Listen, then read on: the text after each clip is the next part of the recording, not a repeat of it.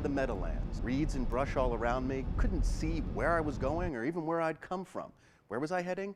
The headquarters of the New Jersey Sports and Exposition Authority to witness a $1.1 billion giveaway only in the state of New Jersey.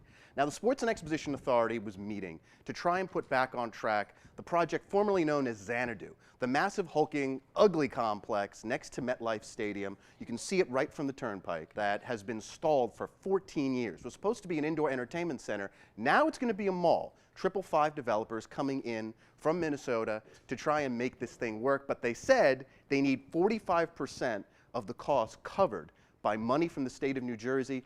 Comes to a price tag of $1.2 billion. Now, there was some opposition at the meeting to this proposal. We urge you to vote today no on the two resolutions before you.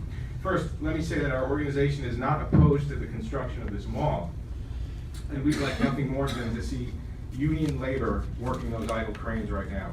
We just don't think it should be done on the backs of taxpayers. Now, to be clear, this is not tax money. These are bonds that are going to be issued by the Sports and Exposition Authority and paid back by an interesting quirk in the bond rules. The sales tax that's generated from all the shops in the mall, instead of going to the state of New Jersey, going to do such things as help build roads and schools, it's actually going to be going right back to pay the bondholders, making sure that this thing gets paid back on time. God, so corrupt.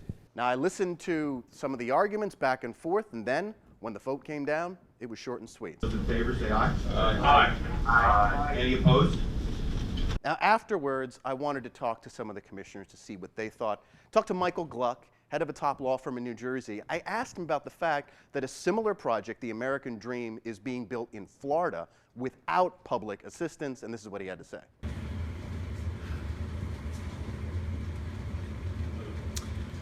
I think you should talk to Wayne about that, but I mean, the state has been big on private-public partnerships in the past. All going to go back to finance construction and the bonds. Is that a good deal for the taxpayers? Shouldn't they be seeing that sales tax revenue come to them for the projects, the schools, the roads they need? Well, the revenues come into the Treasury, and then from there, part of it gets apportioned back out for this financing. 75%, correct? Correct, yes. And then I made sure I asked Wayne Hassenbag, who is the president of the Sports and Exposition Authority, I asked him directly, does he think this is a fair deal? I'm 100% comfortable that this is a fair deal.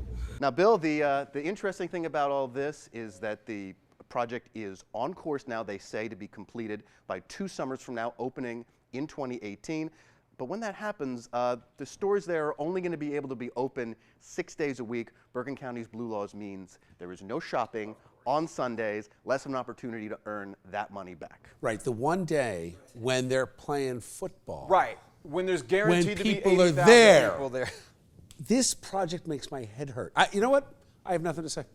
No, it's so ridiculous. There you go. Well, listen, the day of the mall is pretty much over. You know, I'm going to laugh from top to bottom with my Amazon Prime card as I order everything I need and have it dropped off on my doorstep, and I'm never going to set foot in this horrible coffin of a disaster. New Jersey, honestly, people ought to be shot for this.